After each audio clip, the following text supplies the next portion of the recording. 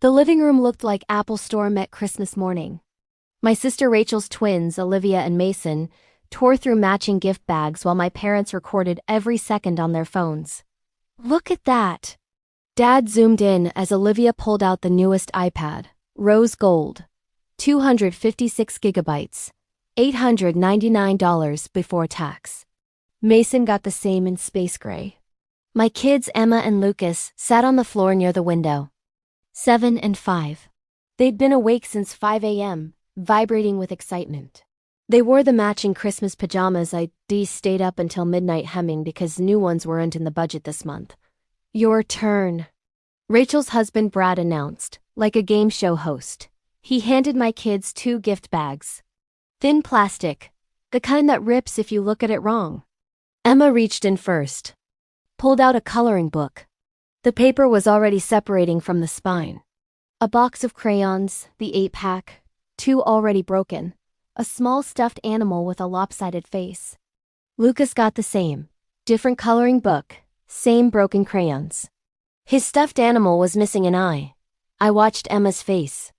Watched her look at the iPad glowing in Olivia's hands, then down at her dollar store coloring book. Watched her smile anyway because she was 7 and still believed in being grateful. "What do we say?" I prompted, my voice tight. "Thank you, Grandma and Grandpa," they said together. Mom's smile didn't reach her eyes. "You're welcome, sweethearts. You know, not everyone gets expensive things. It's good to learn that early. They should learn to expect less," Grandma smiled from her chair by the fireplace. She'd arrived yesterday from Meadowbrook Senior Living, the facility I'd been paying for since she'd moved in 3 years ago. "Builds character." Rachel didn't look up from her phone. She was already posting photos of the twins with their new iPads.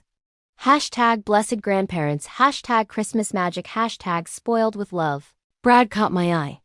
Had the decency to look uncomfortable for half a second before turning away. I'd pulled out my phone, opened my banking app. Found the automatic payment I'd set up 36 months ago. $4,200 per month to Meadowbrook Senior Living. $151,200 total. Funny what people forget. We left before lunch. I told them Emma wasn't feeling well. It wasn't a lie. She'd gone quiet in the way kids do when they're trying not to cry. In the car, Lucas held his one-eyed stuffed animal. "Mommy, why did Olivia and Mason get iPads?" "Because Grandma and Grandpa love them more," Emma said. Matter of fact. 7 years old and already doing the math. I gripped a steering wheel. "That's not true." "Then why?" I didn't have an answer that wouldn't hurt worse. The pattern had been there for years. I just kept pretending I couldn't see it. When Emma was born, my parents sent a card with a $25 gift card to Target. When the twins arrived 2 years later, Mom and Dad showed up with a $500 stroller, matching nursery furniture, and stayed for 2 weeks to help. Emma's first birthday got a grocery store cake and a plastic toy. The twins' first birthday had a photographer, a candy buffet, and gifts that filled their entire playroom. I told myself it was because Rachel lived closer. Only 40 minutes away versus my 2-hour drive. They saw the twins more. Naturally, they were more connected. But it was more than proximity. Rachel had married Brad, a commercial real estate developer. They lived in a 5-bedroom house with a 3-car garage. She posted lifestyle content on Instagram, had 50,000 followers, brand partnerships with organic snack companies. I'd married Jason, a middle school teacher. We lived in a 3-bedroom ranch that needed a new roof. I worked as a medical coder from home, juggling spreadsheets and insurance claims between school pickups and dinner prep. Rachel's life looked good in photos. Mine looked ordinary. And ordinary, apparently, deserved less. When Emma started kindergarten, I asked my parents if they'd help with after-school care. 2 days a week, just until Jason got home from work. They lived 20 minutes from us. They were both retired. "We're pretty busy," Mom said. "Plus, Rachel might need us with the twins. You know how demanding 2 kids can be." Rachel had a nanny. I found a neighbor who charged $15 an hour. I picked up extra coding work on weekends. Lucas's preschool had a grandparents' day. I called Mom 3 weeks in advance. Confirmed the date twice. She promised they'd be there. The morning of, she texted. So sorry. We're at the twins' soccer game. Maybe next time. Lucas was 4. He waited by the door with his hand-drawn invitation. Watched other kids hug their grandparents. Jason took the morning off work and pretended to be grandpa. Wore a cardigan, borrowed reading glasses, did a funny old man voice that made Lucas laugh. I cried in the bathroom during snack time.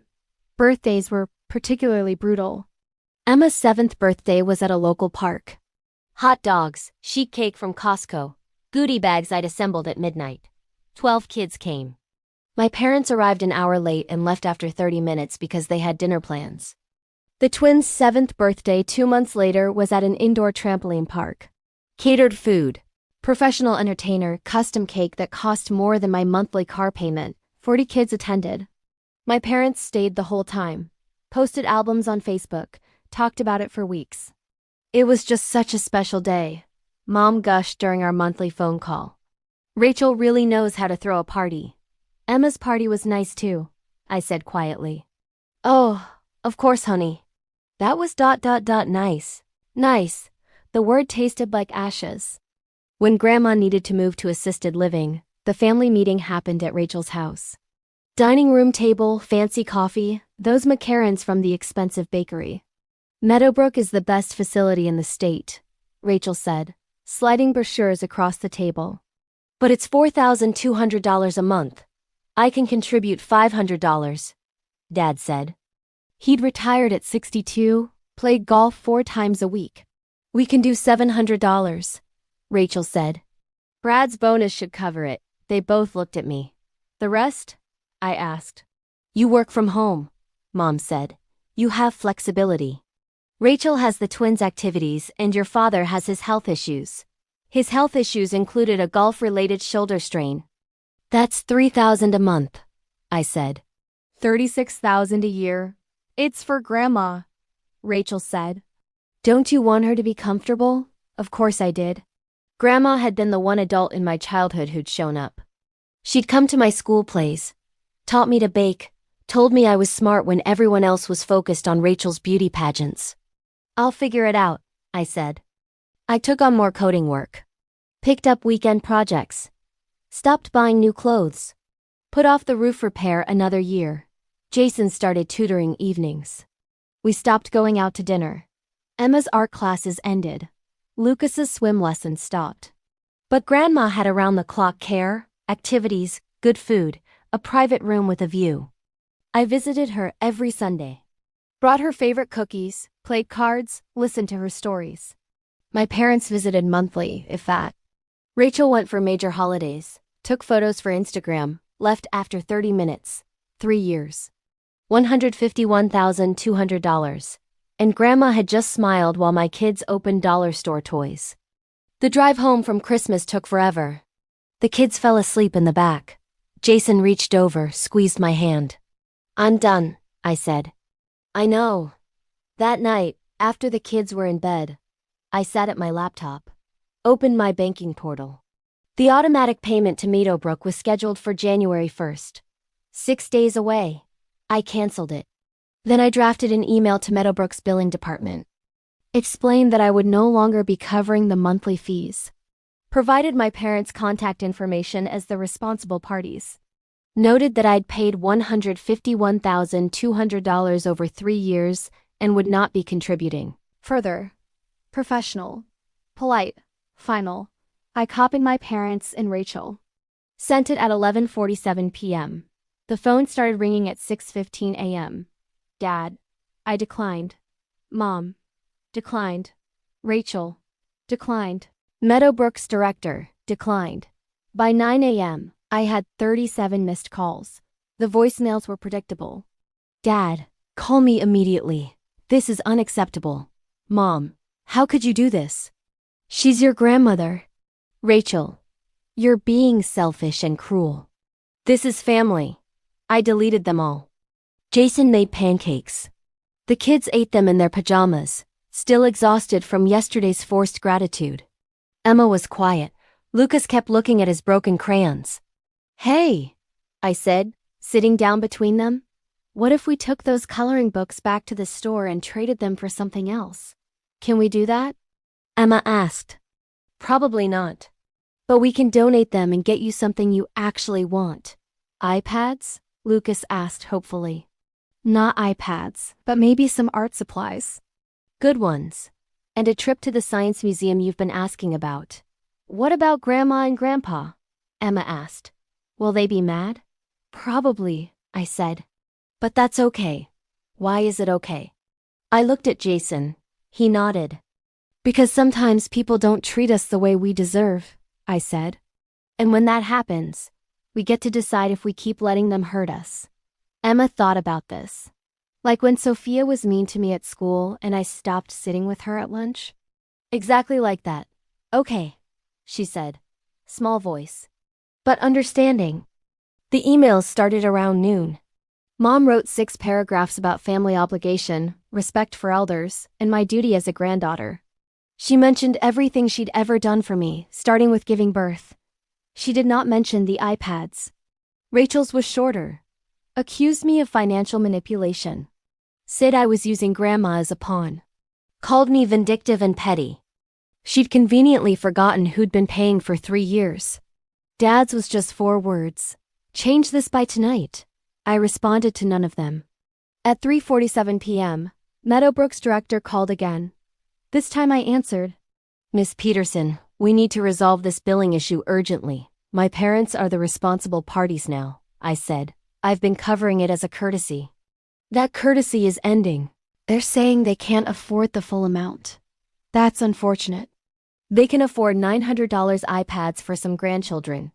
They can figure this out. If we don't receive payment by the end of the month, we'll have to discuss alternative arrangements for your grandmother. My stomach twisted, but I kept my voice steady. Then I suggest you have that conversation with my parents. They're the ones who decided how to allocate their gift budget this Christmas. I see. A pause.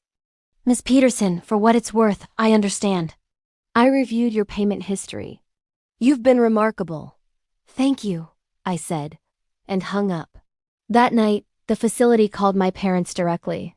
I know because Rachel called screaming about it at 9 p.m. They're saying Grandma will have to move to a state facility if we can't pay. Those places are horrible. How can you do this to her? I did this to her? My voice was ice. I paid $151,200 over 3 years. While you posted Instagram photos and Dad played golf? While you bought your kids iPads and mine got broken crayons? I'm done subsidizing your lives. This is about Christmas presents? Are you serious? This is about 7 years of watching you treat my children like they're worth less. This is about asking for help with after-school care and being told you're too busy. This is about Lucas waiting for grandparents who chose a soccer game instead. This is about Emma learning that she should expect less. Silence. Your kids need to learn the world isn't fair, Rachel finally said. They learned that yesterday, I said. Now you get to learn that actions have consequences. I hung up. By December 30th, my parents had liquidated something. I don't know what. They scraped together enough to cover January and February at Meadowbrook. Rachel and Brad contributed more than their original $700. Turns out they could find money when their comfort was threatened. The family text chain I'd been on for 12 years went silent. No more photos of the twins. No more dinner invitations I'd always declined anyway because they never actually wanted us there. Grandma called on New Year's Eve. I almost didn't answer. I'm sorry, she said. No preamble. I saw it happening. I should have said something. Yes, I said. You should have. Those coloring books were cruel. They were. I told your mother that. She said I was being dramatic. A long pause. I'm sorry, I smiled. I was uncomfortable and handled it badly, but that's no excuse. I closed my eyes. Grandma, I love you. But I can't keep lighting myself on fire to keep everyone warm. I know.